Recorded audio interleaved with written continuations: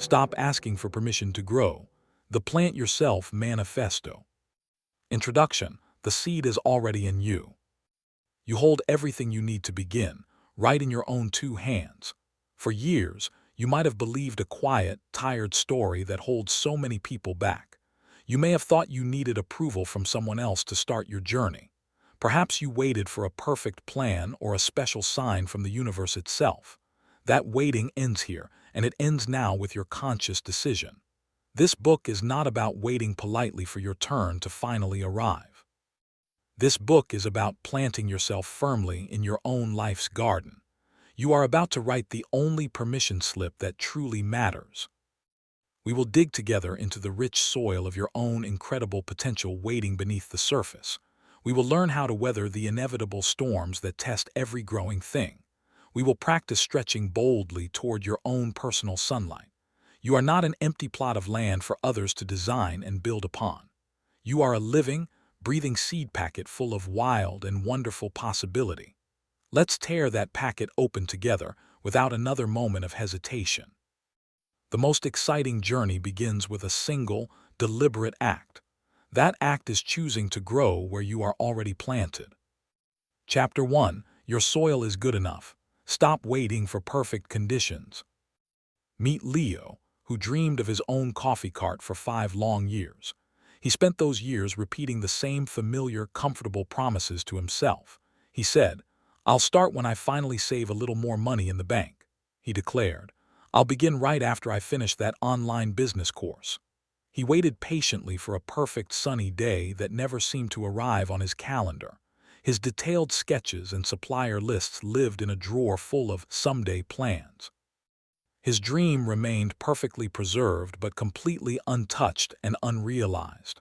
The trap Leo faced is one that catches countless wonderful, capable people.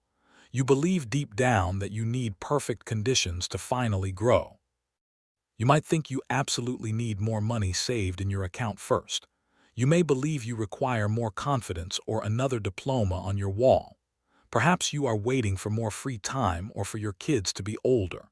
But a seed does not wait for the entire forest to be perfectly arranged. It uses whatever dirt it lands in as its courageous starting point. Your current situation, with all its apparent flaws and cracks, is your starting soil. It contains hidden nutrients and strength you cannot even see yet. This is the fundamental truth we must embrace together to move forward. Consider the most resilient plants you have ever seen in your life. They do not sprout from perfectly curated and temperature-controlled greenhouses. They burst with life through cracks in forgotten sidewalks and city concrete. They adapt stubbornly to rocky cliffsides and find a way to anchor themselves. They thrive in surprising places with only the resources they can find nearby. Your feeling of not enough is actually your most powerful launchpad. That tiny apartment can absolutely become your first creative studio or office. Your simple, clear idea can become your very first rough draft. Every single day you wait for perfect is a day your roots could be getting stronger. Starting right now, with exactly what you have, sends a powerful message to your spirit. That message clearly says, "I am capable and I trust myself enough to begin." You do not need a grand opening with ribbons and speeches to start your journey.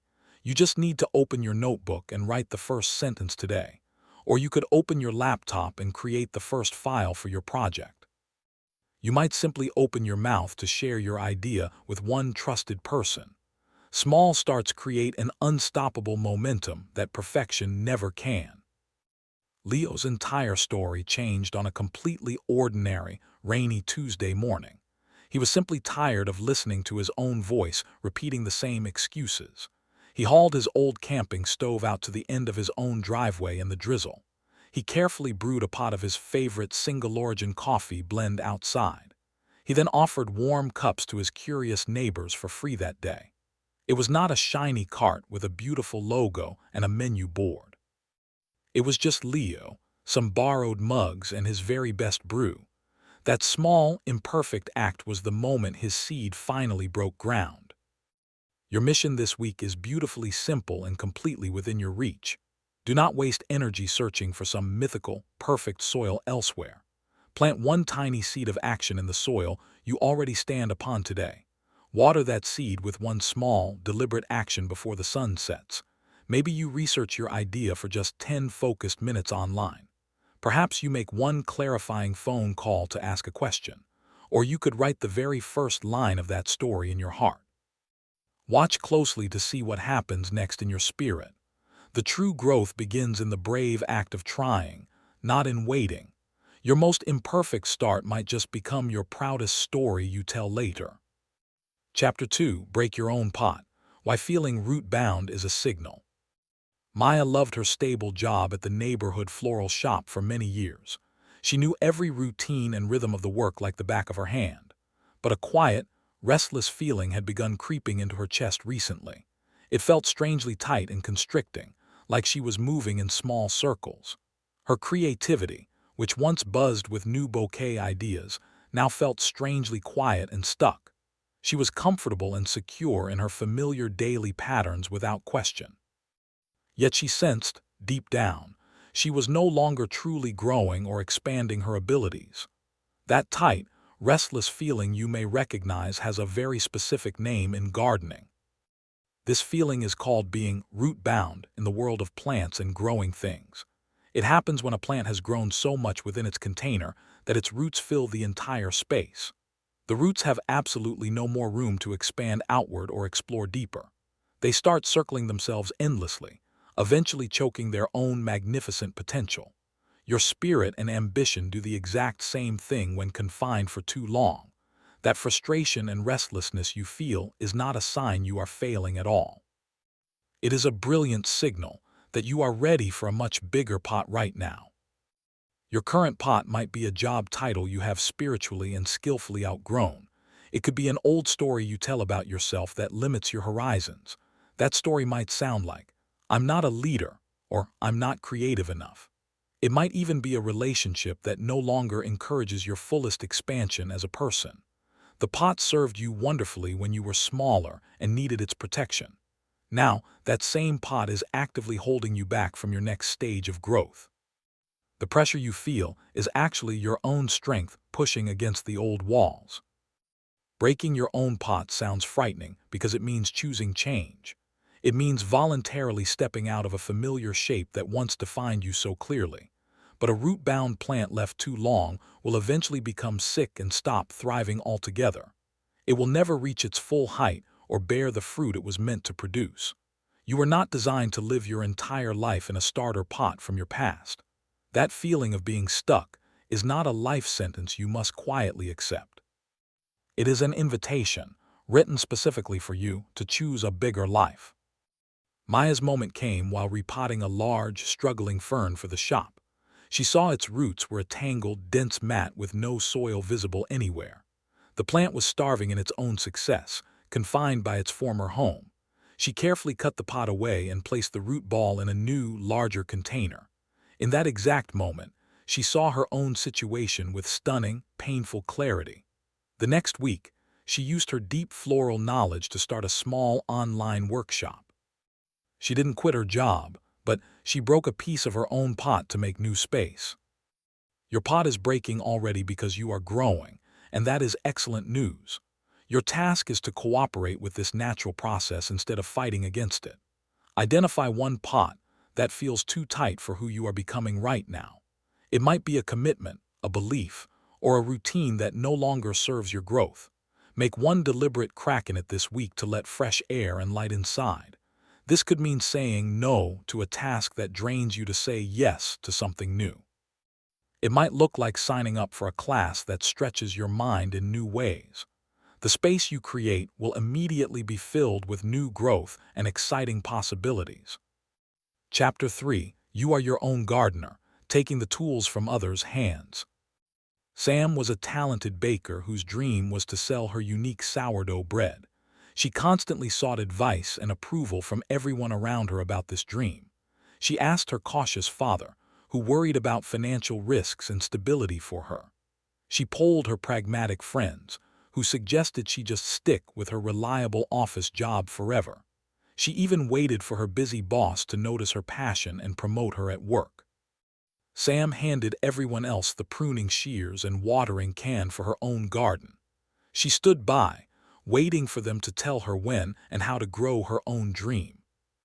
We are taught from a young age to listen carefully to authorities and experienced guides. We look to teachers, managers, parents, and experts to show us the correct path forward.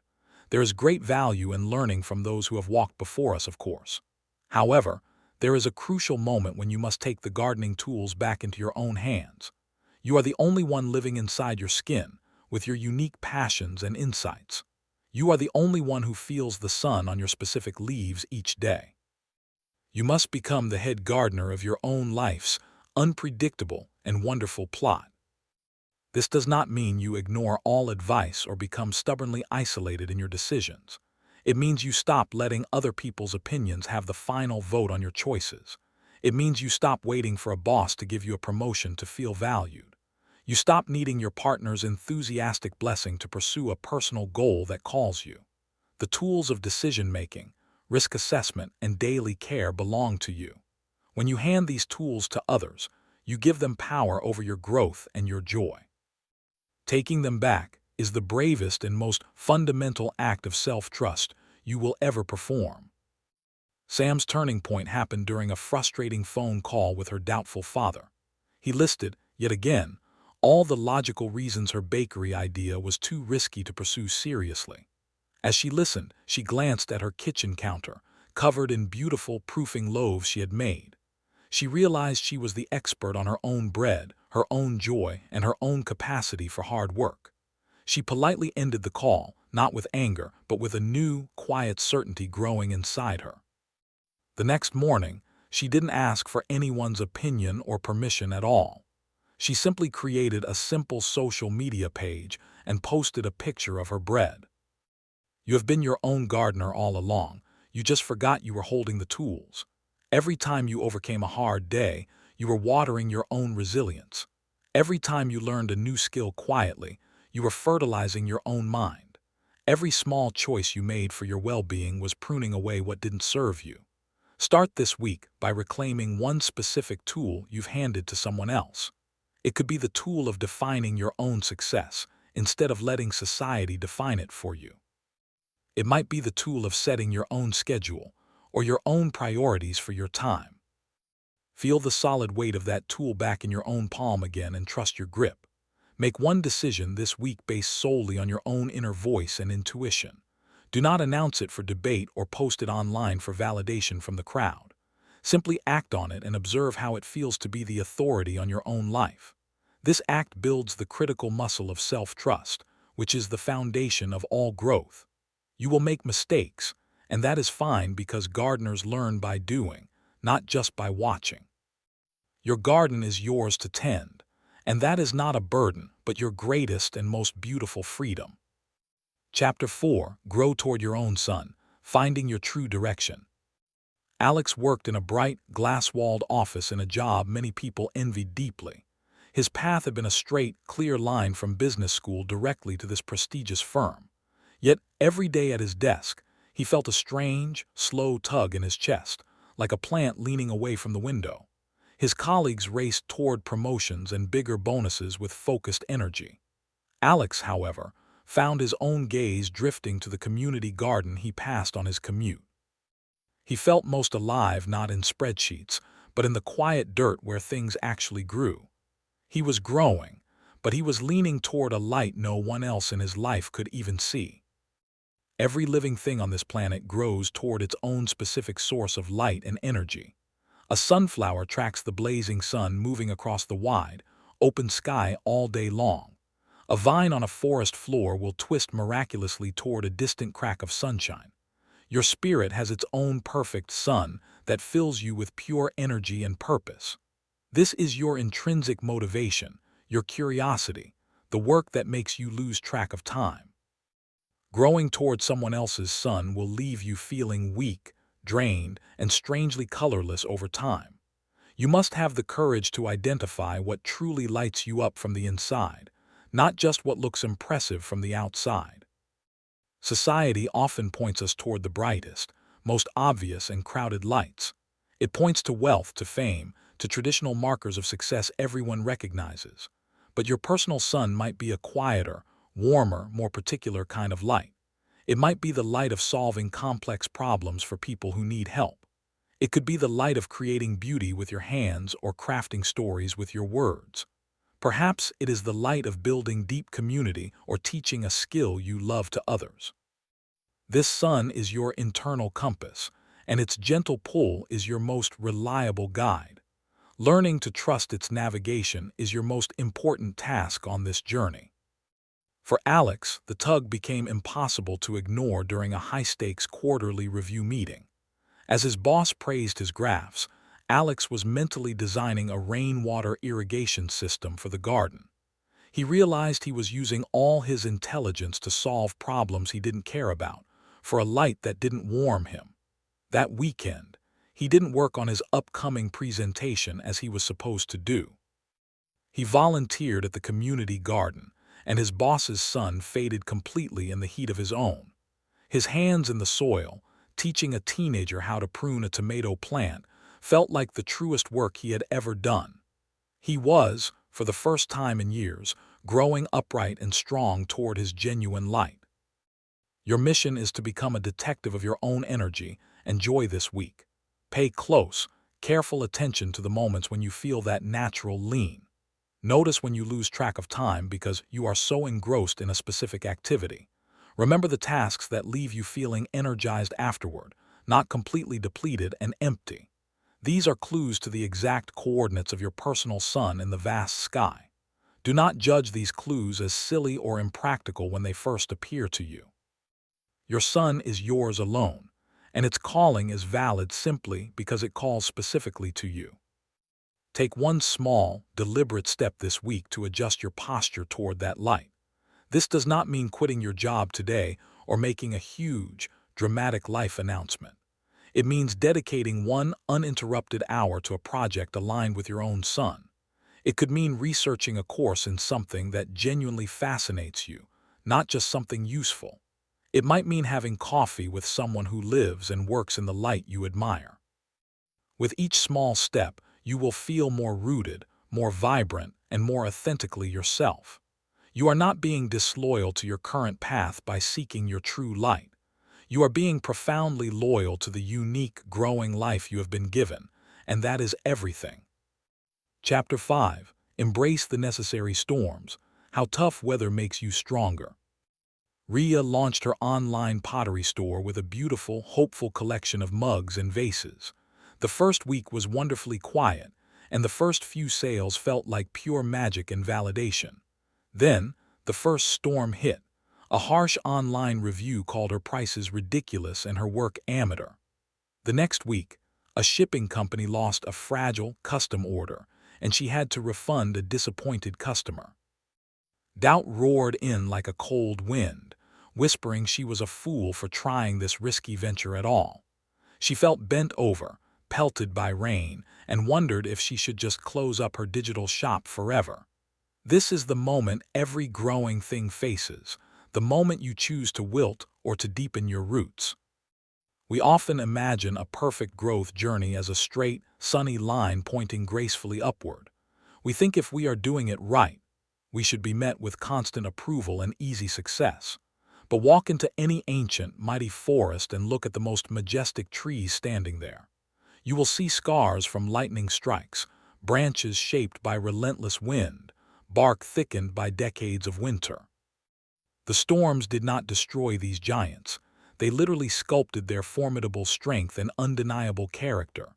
Your personal storms, setbacks, criticism, failure, loss, are not signs you are on the wrong path. They are the necessary forces that force your roots to drill down deeper than ever before, seeking solid ground. A plant protected in a greenhouse its whole life is tender and vulnerable to the real world. Its stem is thin, its roots are shallow because it has never been tested by hard weather. When it finally faces the wind, it will snap easily, unable to stand on its own strength. Your struggles are the very elements that trigger the survival adaptations in your spirit. They teach you resilience you cannot learn from a book or a motivational speech. They build a network of inner support, like a hidden root system, that will hold you up in future challenges. Without these storms, your growth would be shallow, fragile, and unable to bear any real weight. Roya stared at the bad review for a long time, her initial hurt slowly hardening into something else: stubbornness. She didn't argue online, but she did study the criticism. Was her pricing unclear? Did her photos show the work's true quality? The lost shipment broke her heart, but it forced her to create a better, unbreakable packaging system. Each problem became a puzzle to solve, not just a punishment to endure. She realized the quiet first week hadn't prepared her for reality. The storm did. With each solved problem, her confidence changed from a fragile hope to a solid knowing. She wasn't just selling pottery anymore. She was running a resilient business, forged by trouble. This week, reframe one storm in your life as necessary weather for your growth. Look at a current challenge or a past failure not as a stop sign, but as training. Ask yourself, what is this situation forcing me to learn that I wouldn't have learned otherwise? How is this pressure making me stronger, smarter, or more creative in my solutions? Your goal is not to avoid the rain, but to build a sturdier stem and a deeper taproot because of it. Thank the wind for making you learn how to stand firm when it blows hard against you. This shift in perspective turns you from a victim of the weather into a skilled, adaptable gardener of your own life. Remember, growth happens in the recovery, in the quiet morning after the storm has passed. It happens when you assess the damage, learn the lesson, and stretch a new leaf toward the sun again. Your story of survival becomes the very rings inside your trunk, the proof of your enduring strength. Do not wish for a storm-free life, for that is a wish to remain small and sheltered forever. Instead, wish for the resilience to face whatever weather comes, knowing it is all part of your becoming. The mightiest oaks were once acorns that held their ground during countless terrible rains, and so are you. Chapter 6. No more comparing blossoms. Your growth isn't a competition. Jenna and Kai started learning the guitar at the very same time in the very same class. Jenna practiced in short, consistent bursts every single morning before her day began. Kai had wild bursts of energy, mastering complex songs over marathon weekend sessions. Within 3 months, Kai was playing flashy solos for friends, while Jenna was still slowly perfecting her basic chords. Jenna felt a hot shame wash over her, watching Kai's spectacular bloom. She decided she was simply not musical and almost quit, her own quiet progress now invisible to her. She was comparing her Chapter 2 to someone else's Chapter 5 in a completely different book. The garden of human potential is infested with a poisonous weed called comparison.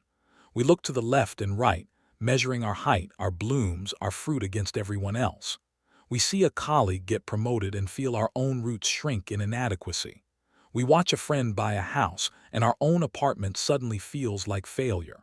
Social media is a highlight reel of everyone's most spectacular, in-season blossoms, every single day. This constant comparing pulls your gaze away from your own soil, starving your own plant of vital attention. You cannot grow toward your own sun if you are constantly staring at someone else's garden. Every single plant has its own unique timeline and its own perfect expression of life. A towering oak takes 50 years to reach its full, magnificent, shade-giving height. A wildflower bursts into glorious color in just 8 weeks, but only for a single season. The oak is not failing because it isn't covered in flowers, and the wildflower is not lesser for its short life. Your journey is your own specific species with its own genetic code and seasonal clock. Comparing your internal, messy process to someone else's external, polished result is a cruel and useless game. It will only rob you of the joy found in your own, present moment stage of growth. Jenna put her guitar in its case under her bed, defeated by the comparison. A week later, her young niece visited and asked to hear a song, any song. Hesitantly, Jenna played the simple, slow lullaby she had been practicing with such care. Her niece's face lit up with wonder, and she fell asleep to the gentle, repeating chords. In that quiet moment, Jenna understood her growth had a different purpose than Kai's. Her music wasn't for show. It was for comfort, for peace, for a small, sweet connection.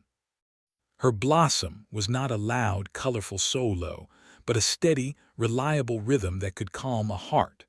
She took her guitar back out, playing for her own joy on her own schedule. Your liberation begins when you consciously build a fence around your own garden.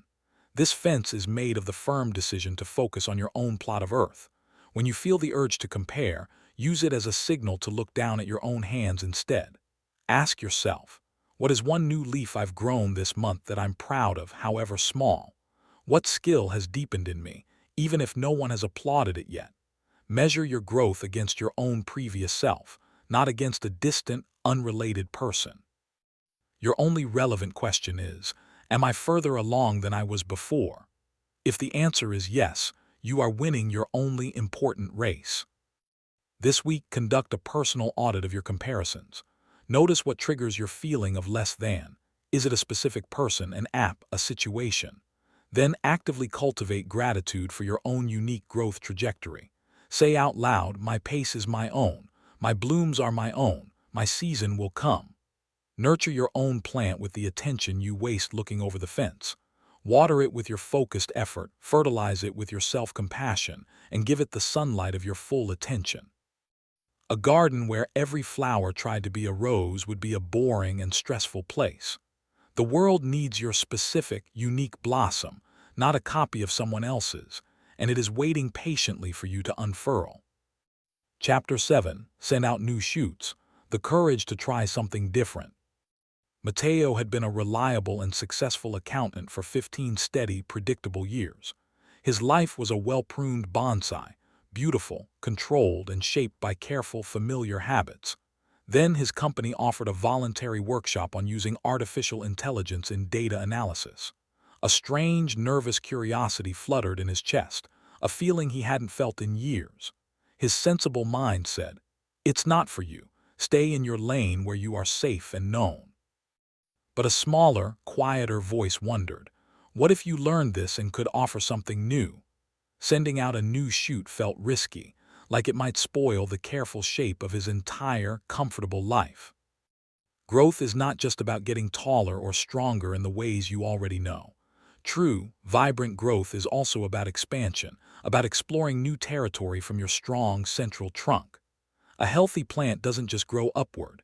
It sends out runners, new vines, exploratory tendrils into the space around it.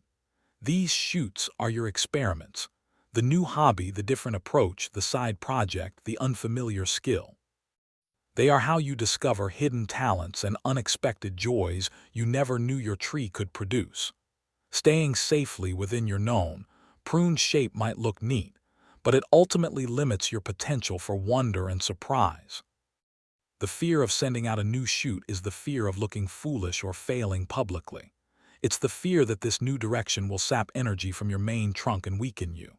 But in nature, a plant sends out exploratory shoots to find new resources, more light, more water, better support. If one shoot fails or hits a wall, the plant simply redirects its energy. The entire tree doesn't fall over. Your experiments work the same exact way. They are intelligent probes into your own possibilities. The goal of the shoot is not immediate, perfect success. Its goal is to gather information and experience, to see what else you are capable of becoming. Mateo signed up for the workshop, his heart beating like he was doing something wildly rebellious. The first session was a confusing soup of jargon that made him feel intensely out of his depth. Instead of quitting, he asked one simple question after class, then went down an internet rabbit hole that weekend. He wasn't mastering it, but he was fascinated by a single, small application for his own work.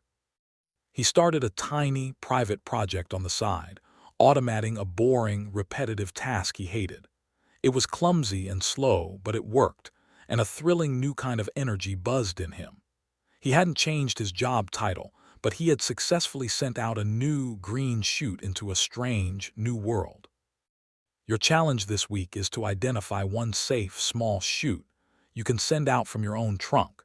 It must be something new, not an improvement on something you already do well. It should feel like a gentle experiment, not a life-changing commitment that terrifies you. Maybe you try a creative writing prompt, or attempt to cook a cuisine you've never tasted before. Perhaps you learn 3 phrases of a new language, or try a form of exercise that seems completely alien to your body. The key is to detach from any specific, impressive outcome before you even begin. Your only job is to try, to observe, and to see what this new direction feels like in your hands. Celebrate the act of sending out the shoot itself, regardless of where it goes or how far it reaches. Did you try? Then you have already succeeded in expanding your own boundaries. This practice builds your courage muscle for bigger explorations when you are ready for them. It reminds your brain that you are a learner, an explorer, and a being capable of delightful surprise. Not every shoot will become a major, lasting branch on your life's tree, and that is perfectly wonderful. But one of them might just find a brilliant new patch of sunlight, changing the entire shape of your future growth in the most beautiful, unexpected way. Start exploring. Chapter 8. Build a strong trunk. Daily habits that create unshakable core. Anya was full of big, beautiful dreams that changed with every inspiring podcast she heard. One week, she was going to be a life coach, buying journals and planning her website. The next, she was diving into real estate, studying flashcards for the licensing exam. Her energy was like a sapling in a strong wind, bending wildly toward every new, exciting possibility. When a challenge came, a busy week at work, a family need, her grand plans would snap forgotten. She had dazzling leaves of ideas, but no strong, central trunk to hold them up and give them structure. Without a trunk, even the best leaves cannot survive the first real storm of life. Your trunk is your core, your non-negotiable habits, your daily disciplines, your foundational routines. It is not your flashy dreams or your public achievements everyone can see. It is the quiet, repetitive work you do consistently, often when no one is watching you at all. The trunk grows slowly, layer by layer, ring by ring, through daily action and repetition. It is built by the book you read for 20 minutes each night, the morning walk you take, the healthy meal you prep, the 5 minutes of silence you honor. This trunk is what makes you steady, reliable, and resilient, no matter what dreams your branches are currently reaching for. Without a strong trunk, your growth is unstable and entirely at the mercy of your changing feelings. Motivation is a fickle, fleeting breeze that comes and goes without any warning. Discipline is the solid wood you can rely on, day after day, regardless of the weather or your mood. Your trunk is what allows you to show up for your future self, even when your present self feels tired or doubtful. It is the structure that turns a fleeting spark of inspiration into a lasting, burning fire. Building it is not a sexy or glamorous process that will get you likes online. It is the most humble and most powerful work you will ever do for your own future stability and peace. Anya's moment of clarity came when she looked at her beautiful, unused journal and her untouched real estate books. She felt only shame and exhaustion from all her false starts and abandoned paths. She decided to stop launching new leaves for just one single month. Instead, she would focus solely on building a trunk with 2 simple habits, writing 3 things she was grateful for each morning, and taking a 30-minute walk after work. There was no goal, no outcome to track, just the simple daily act of doing these 2 things. At first, it felt boring and pointless, like she wasn't growing at all in the exciting way she craved. But after 3 weeks, something quiet and solid began to form inside her. The morning gratitude practice subtly shifted her focus to what she already had. The daily walk cleared her head and became a moving meditation where her best ideas finally surfaced. When a new, shiny idea popped up, she didn't chase it immediately. She just wrote it down after her walk. She now had a stable center to return to, a routine that grounded her. From this stable place, she could finally evaluate which of her dreams were just leaves in the wind, and which might be a true, new branch worth growing. Her strength came not from a new idea, but from the old, repeated ones. Your task is not to overhaul your entire life in one dramatic, exhausting sweep. Your mission is to identify 1 or 2 trunk-building habits to practice with absolute consistency this month. Choose something small, controllable, and directly beneficial to your inner stability. It could be drinking a glass of water first thing when you wake up, or 10 minutes of stretching before bed. It might be writing one true sentence in a journal, or turning off your phone for 1 hour each evening. Protect this habit like it is the most important meeting of your day, because it is. It's a meeting with your future self. Your trunk will grow silently, and one day you will realize you are no longer bending in the wind. You are the strong, steady, magnificent thing the wind bends around. Chapter 9. Create your ecosystem. Surround yourself with growth-minded people. Lena felt lonely in her dream of becoming a writer, working in isolation at her kitchen table. Her old friends were wonderful, but their conversations centered on daily gossip and familiar routines. When she timidly mentioned her writing goals, they'd smile and say, "That's nice," before changing the subject back to television shows. Her creative energy, without any external nourishment, began to wither and fade like a plant in a dark corner. She thought her lack of progress was a personal failure of willpower or talent. In truth, she was trying to grow a rainforest plant in a climate that only supported quiet, low-maintenance grass. She needed a new ecosystem to thrive. No plant grows in a vacuum. It is part of a complex living ecosystem that supports its life. The soil provides nutrients, neighboring plants offer shelter and share resources, insects pollinate, and rain provides essential water. Your personal ecosystem is the people, communities, and information you surround yourself with every single day. Are the people in your life like rich, fertile soil that nourishes your roots? Or are they like rocks, blocking your sunlight and taking nutrients without giving anything back? A growth-minded ecosystem doesn't just tolerate your dreams. It actively believes in them, challenges them, and helps them become real in the world. You become the average of the 5 people you spend the most time with, as the old saying wisely goes. If everyone in your circle is content, cynical, or fearful of change, that energy will seep into your own soil. Your subconscious mind will start to believe that playing small is the safe and sensible way to live. Conversely, being around people who are curious, who take smart risks, and who cheer for others lifts you up. Their belief becomes fertilizer for your own confidence. Their questions water your thinking. Their encouragement is the sunlight that helps you stand taller. You must be a gardener of your relationships, consciously choosing who gets to grow beside you. Lena, aching from the loneliness, forced herself to search online for a local writers' group. The first meeting was terrifying. She almost turned her car around in the parking lot 3 times. Inside, she found people who spoke her secret language. They talked about plot holes, character motivation, and the fear of the blank page. They exchanged resources, celebrated small wins like finishing a chapter, and gave gentle feedback. For the first time, her dream felt real, because it was reflected in the eyes of others who shared it. Her old friends were still her friends, but they were no longer her sole ecosystem for this part of her life.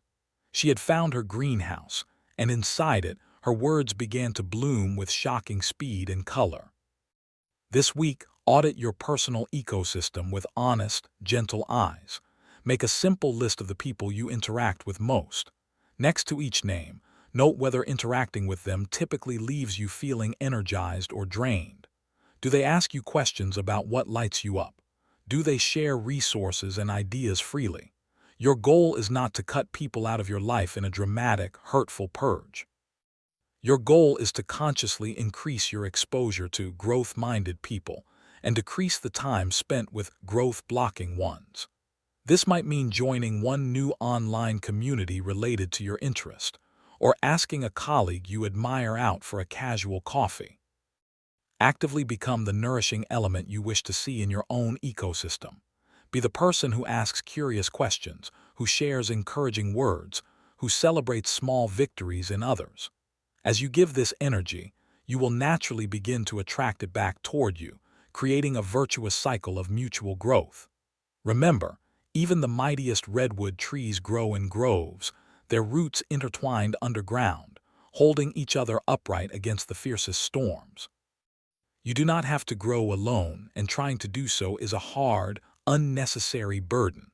Find your grove, intertwine your roots, and watch how much taller and stronger you can grow together, supporting each other toward the sun. Chapter 10: The Unstoppable Harvest, Living a Life that Naturally Bears Fruit. For years, Ben had chased success like it was a butterfly, a single, glittering outcome he could finally pin down. He worked brutal hours for a promotion, believing the new title would be the fruit that made him happy. He got the promotion, celebrated for a weekend, and by Monday felt the same familiar emptiness inside. He then fixed his sights on buying a luxury car, thinking that achievement would finally taste sweet. The car arrived, and the joy lasted as long as the first tank of gas. He was constantly planting for one specific, distant harvest, only to find it was bland and unsatisfying when he finally got it. He was missing the fundamental truth about how a fruitful life actually works. A healthy fruit tree does not agonize over each individual piece of fruit, demanding it be perfect. It does not stare at a single apple, willing it to grow bigger and redder than all the others. The tree simply focuses on being a supremely healthy, vital tree, sinking deep roots, gathering sunlight, circulating nutrients. When it does this consistently, the fruit appears naturally, abundantly, and almost as a side effect of its magnificent health. Your unstoppable harvest works exactly the same way. It is not a single trophy you win after years of struggle. It is the natural, overflowing result of living as a fully integrated, growing, healthy human being, roots, trunk, branches, and all.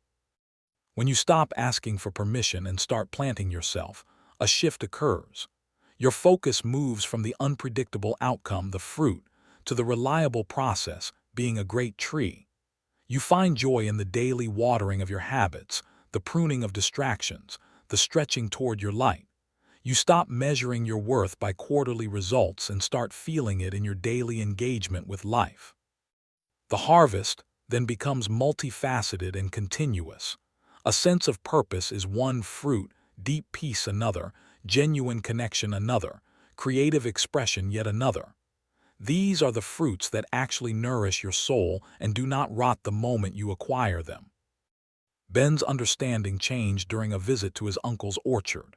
He watched his uncle care for the trees with a calm, present focus. The man wasn't anxiously counting apples. He was testing soil, checking leaves, ensuring the irrigation was even. "Take care of the tree," his uncle said, "and the tree will take care of the fruit." Ben realized he had been trying to glue fake fruit to a dead branch his whole life. He quit trying to get happiness and started building a life that would generate it naturally. He reinvested his energy into his core relationships, his physical health, and a creative project with no monetary goal. He focused on becoming a healthier tree.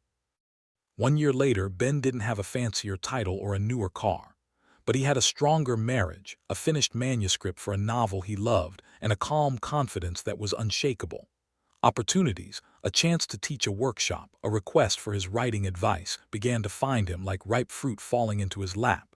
He hadn't chased them. They were the natural yield of him becoming a more vibrant, rooted, and generous person. His harvest was no longer a single, shiny object to obtain.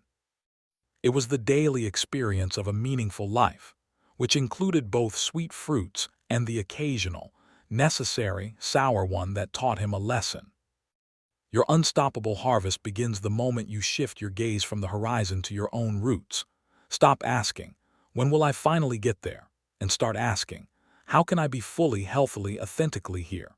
Tend to your ecosystem, strengthen your trunk, send out brave shoots, and grow toward your own sun.